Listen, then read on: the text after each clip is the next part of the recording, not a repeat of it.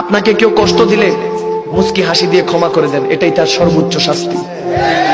কেউ যদি জিজ্ঞেস করে কি ব্যাপার এত কষ্ট দিচ্ছ, ওই আপনার কোনো কষ্ট আছে, আফসোস আছে, আপনি মুচকি হেসে দিয়ে বলবেন আফসোস একটাই, যে কোনো আফসোস নাই।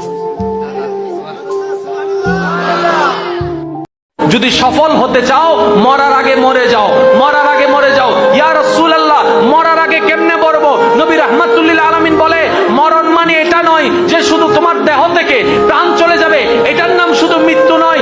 মৃত্যু যদি করতে চাও নিজের অন্তর থেকে, নফস থেকে হিংসাকে মেরে ফেলো, লোভকে মেরে ফেলো, অহংকারকে মেরে ফেলো, আমিত্বকে মেরে ফেলো, সবকিছু শয়তানের জিনিসগুলোকে মেরে আপন রবের বান্দা হয়ে যাও। আল্লাহ পাক বলছেন যে আমার কাছে যখন বান্দা কিছু চায় তার হাতটাকে আমি খালি ফিরাই দেবো, এটাতে আমি লজ্জা বোধ করি।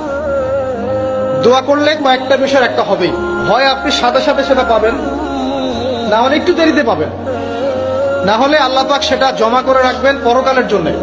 পরকালে যখন আপনি দাঁড়াবেন আল্লাহর সামনে, আল্লাহ বলবেন দুনিয়াতে তুমি এই বিষয়গুলো চেয়েছিলে, আমি দুনিয়াতে দেই নাই, পরকালে তোমার জন্য সঞ্চিত রেখেছি, এখন না।